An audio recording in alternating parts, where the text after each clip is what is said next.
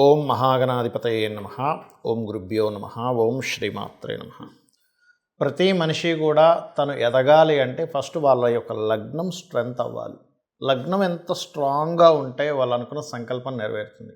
అయితే మనకి పరాశర మహర్షి చెప్పినటువంటి ఒక సూత్రం పరంగా సర్వే త్రికోణనేతారో గ్రహాః శుభఫలప్రదాః అనేటువంటి ఏదైతే శ్లోకం ఉంటుందో ఆ శ్లోకానికి తగ్గట్టుగా ప్రతి లగ్నం వాళ్ళు సంకల్పం నెరవేరాలి అంటే అసలు ఏం చేసుకోవాలి అనేటువంటి విషయం ఇప్పుడు మనం ఒక్కొక్క లగ్న రీత్యా మనం తెలుసుకుందాం.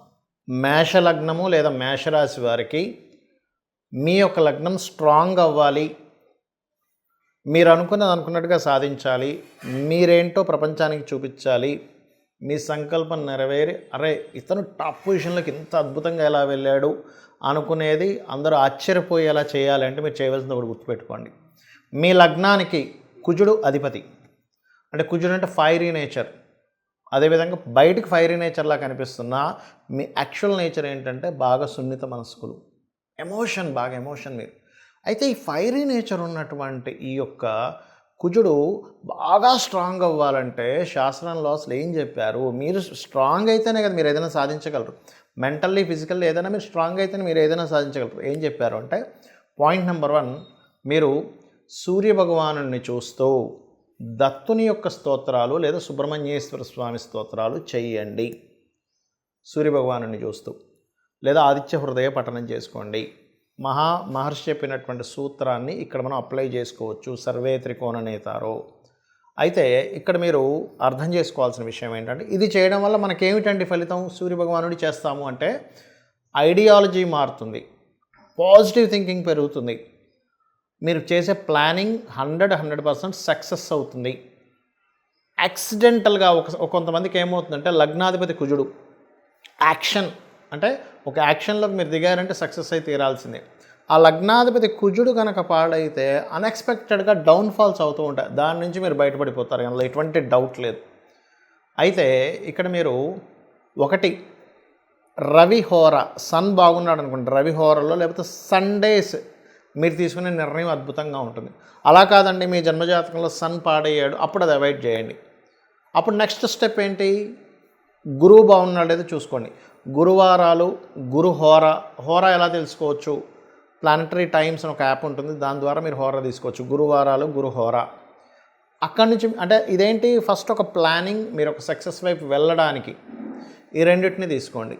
అప్పుడు ఏమవుతుంది, ఈ రెండిట్లో కూడా నాకు 2 ప్లానెట్స్ కూడా పాడయ్యాయి, జూపిటర్ పాడైంది, సన్ పాడైంది అంటే మనం ఏం చేయలేం. అంటే ఏం చేయలేమంటే ఏమీ చేయలేమన్నమాట కాదు, బాగా అర్థం చేసుకోండి. ఇంకొక ప్లానెట్ ఏదో మీ పర్సనల్ చార్ట్లో ఉంటుంది. అది ఎలా తెలుసుకోవాలి? అది మీరు ఈజీగా తెలుసుకోవచ్చు, జాతకమే దానికి చూపించుకోక్కర్లేదు. మీకు వారంలో ఏ వారం బాగుందో చూసుకోండి. నాకు శుక్రవారాలు బాగా కలిసి వస్తాయంటారు కొంతమంది గురువారాలు కలిసి వస్తాయంటారు, కొంతమంది ఏమో బుధవారం కలిసి వస్తుందంటారు. ఎస్, ఆ వారం మీకు కలిసి వస్తుంది, మీ ప్లానెట్ అది బాగుందని మీరు అర్థం చేసుకోవాలి.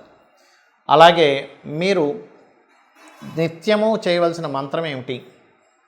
సూర్యభగవానుడిని చూస్తూ ఓం భానుమండల మధ్యస్థ భైరవి భగమాలిని నమః అని చేసుకోగలిగితే అద్భుతాలు మీరు సృష్టిస్తారు. మిమ్మల్ని మించిన వాళ్ళు ఈ ప్రపంచంలో ఉండరు, గుర్తుపెట్టుకోండి.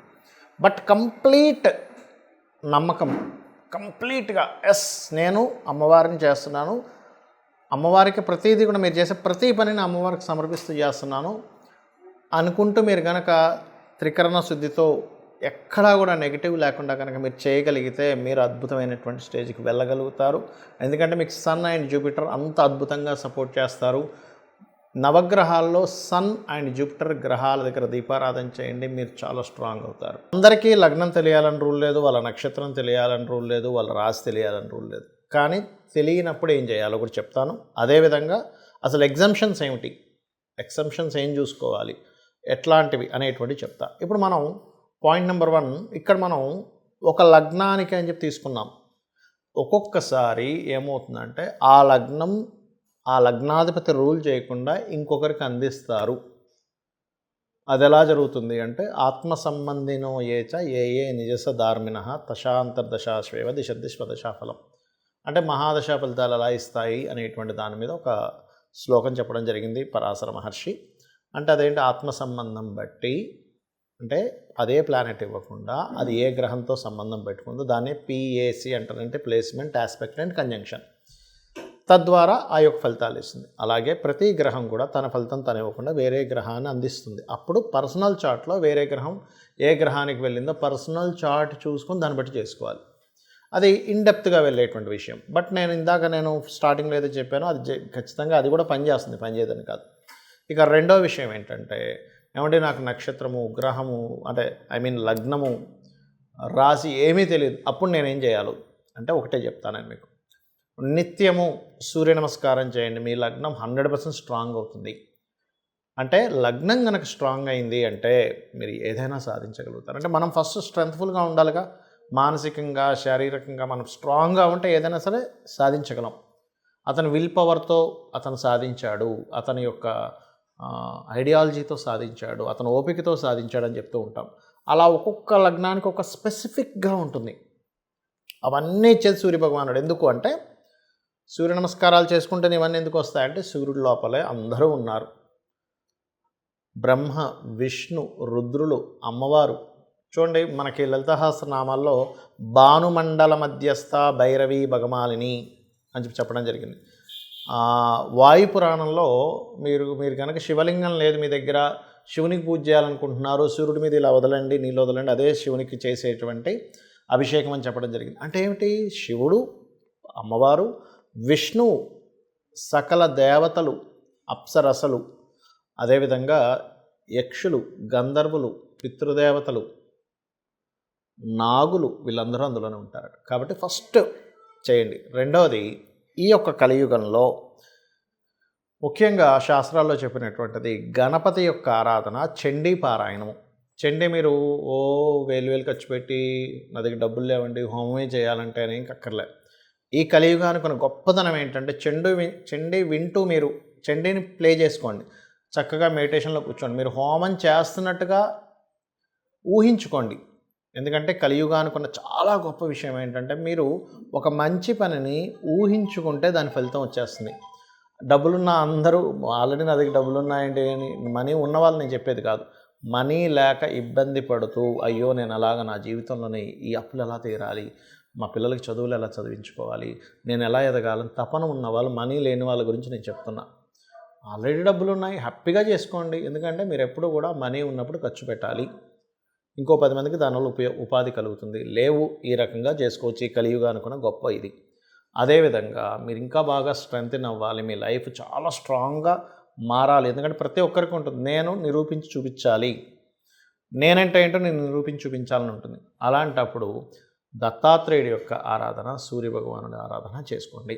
గోవులకి గోధుమ రవ్వ మరియు అరటికాయలు ఈ రెండింటిని తినిపించండి. మీ లగ్నం ఏదైనా కానివ్వండి గుర్తుపెట్టండి. అలాగే క్యారెట్స్ తినిపించండి. దీంతోపాటు ఉదయం నిద్రలేచిన వెంటనే సుబ్రహ్మణ్యేశ్వర స్వామిని చూడండి.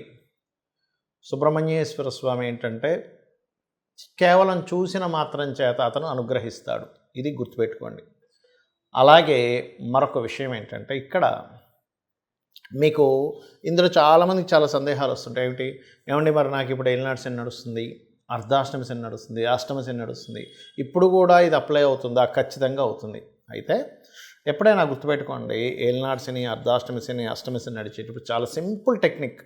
రెగ్యులర్గా ఆంజనేయ స్వామి ఆలయం కానీ, సుబ్రహ్మణ్యేశ్వర స్వామి ఆలయం కానీ, గణపతి ఆలయం కానీ, నరసింహస్వామి ఆలయం కానీ, లేదా అమ్మవారి ఆలయం కానీ, లేదా శివుని ఆలయంలోకైనా రెగ్యులర్గా వెళ్తుంటే ఆ దోషమే పనిచేయదు పెద్దగా. అంటే శని అనుగ్రహిస్తాడు అక్కడ. ఎందుకంటే మీరు చూడండి, మనకి వెంకటేశ్వర స్వామి దగ్గర అందరూ సకల దేవతలు వచ్చి వాళ్ళు నమస్కరిస్తుంటారు అంటుంటాం. మరి మనం కూడా వెళ్ళి అక్కడ నమస్కరిస్తున్నాం అనుకోండి, అప్పుడు ఆ దోషం అనేటువంటిది పడకుండా మనకు ఆ కర్మ ఆ యొక్క భక్తి మార్గంలో ఉండడం ద్వారా దగ్ధం అవుతుంది. ఇక మరొక విషయం ఏంటంటే ఇక్కడ నెగటివ్ అస్సలు ఇంక మైండ్లో పెట్టుకోకండి. అందరూ చేసే పెద్ద మిస్టేక్ ఏంటంటే నాకు ఈ మహాదశ నడుస్తుంది, కలిసి రావట్లేదు అనుకుంటూ ఉంటారు. ఏలినాటి శని నడుస్తుంది అందుకే కలిసి రావట్లేదు, లేకపోతే నాకు పలానా సర్పదోషం ఉంది అందుకే కలిసి రావట్లేదు. ఇది మర్చిపోండి. నా జన్మ జాతకంలో ఈ ప్లానెట్ స్ట్రాంగ్గా ఉంది, నా దగ్గర ఈ స్కిల్ ఉంది, నా దగ్గర ఇంత ఓపిక ఉంది, ఇంత టాలెంట్ ఉంది, ఇంత క్రియేటివిటీ ఉంది, దాన్ని బాగా తలుచుకోండి. బికాజ్ ఆఫ్ మన సబ్కాన్షియస్ మైండ్ ఏదైతే ఉందో, మనం ఏదైతే మనలో ఒక శక్తి దాగిందో దాన్ని తలుచుకోవడం ద్వారా అక్కడి నుంచే మీకు అద్భుతాలు జరుగుతాయి. కాబట్టి నిత్యము లలిత చదువుతూ నేను చెప్పినవి చేయండి. ఖచ్చితంగా మీరు అనుకున్నటువంటి స్టేజ్కి మీరు చేరుకోగలుగుతారు. శ్రీమాత్రే నమః.